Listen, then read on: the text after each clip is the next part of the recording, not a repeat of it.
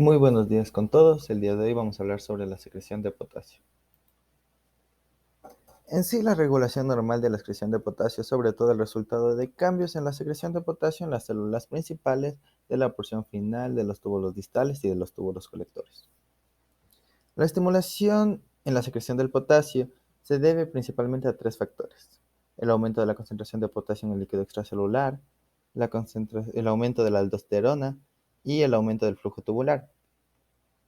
Mientras que, por otro lado, la reducción de la secreción de potasio se debe principalmente a la acidosis, que es dada gracias a un aumento de la concentración de iones de hidrógeno.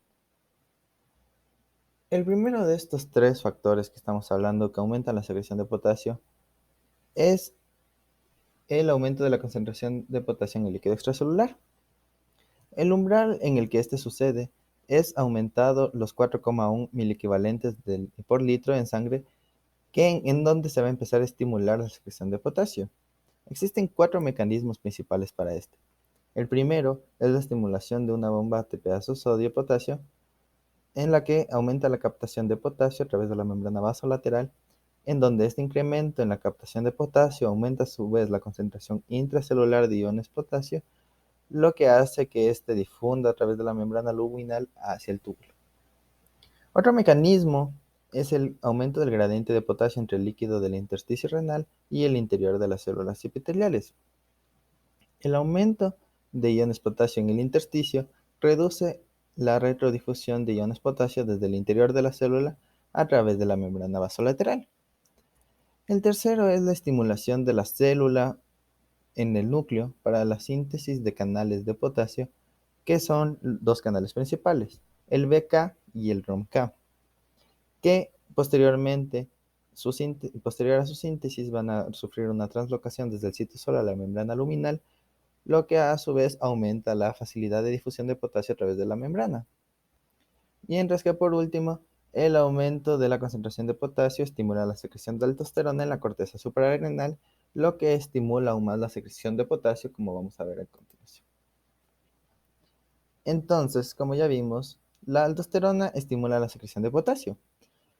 Esta en sí actúa sobre las células principales de la porción final de los túbulos distales y en los túbulos colectores, en las cuales va a provocar una mayor reabsorción de iones sodio de manera activa, y posteriormente este sodio reabsorbido va a tener que salir mediado por una bomba ATPasa sodio-potasio, que transporta el sodio fuera de la célula a través de la membrana vasolateral hacia el líquido intersticial renal, que al mismo tiempo que bombea potasio al interior de las que al mismo tiempo este bombea potasio al interior de la célula. Un segundo efecto de la aldosterona es aumentar el número de canales de potasio en la membrana luminal y por lo tanto su permeabilidad por el potasio, lo que aumenta la eficacia de la aldosterona en la estimulación de la secreción de potasio, y así este tiene un poderoso efecto potenciador de la excreción de este.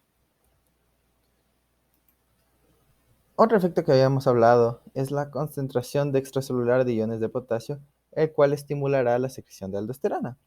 Este en sí es un sistema de retroalimentación negativa.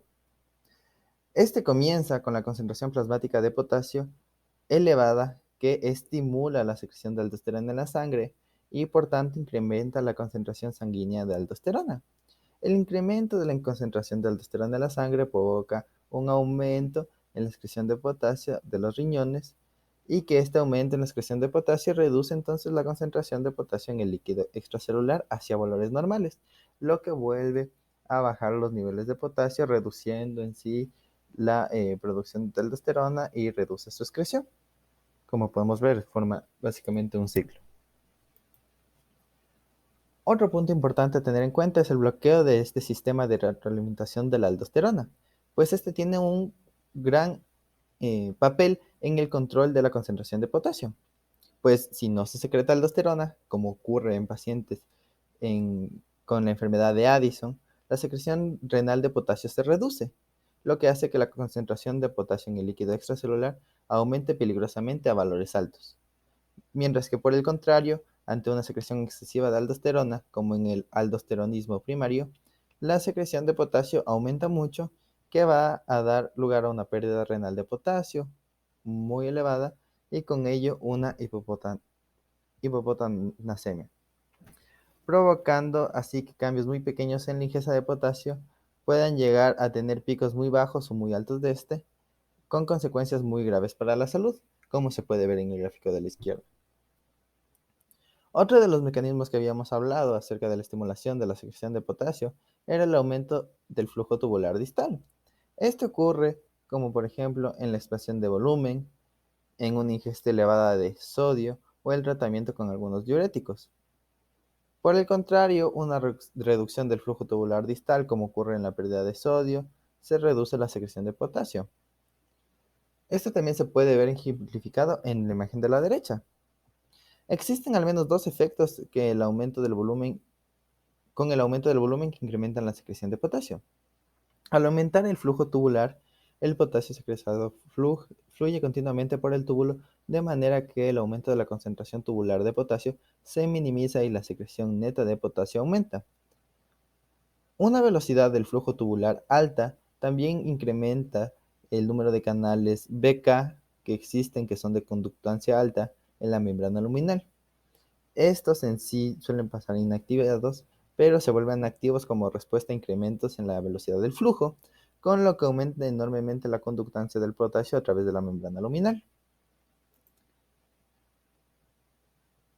Finalmente, como habíamos hablado, la acidosis aguda reduce la secreción de potasio, en donde, como se acuerdan a un inicio, el principal mecanismo por el cual el aumento de la concentración de este es por el aumento de la concentración de iones de hidrógeno. Inhibe la secreción de potasio y mediante una reducción de la actividad de la bomba ATPasa sodio-potasio, la reducción disminuye a su vez la concentración intracelular de potasio y a su vez una difusión pasiva consiguiente a través de la membrana luminal hacia el túbulo. En una acidosis más prolongada que dure varios días se produce un incremento en la excreción urinaria de potasio, pues el mecanismo de este efecto se debe en parte a un efecto de la acidosis crónica que inhibe la reabsorción tubular proximal de cloruro de sodio y de agua, lo que aumenta el volumen que llega al nivel distal y estimula así la secreción de potasio. Este efecto de secreción de potasio invalida el efecto inhibidor de los iones de hidrógeno sobre la bomba ATPasa sodio-potasio y por lo consiguiente la acidosis crónica provocará una pérdida de potasio, mientras que la acidosis aguda reduce la excreción de potasio, como se puede ver en la imagen. Eso sería todo. Muchas gracias. Las referencias que se utilizaron fueron de Guyton y Hall con el Tratado de Fisiología. Muchas gracias.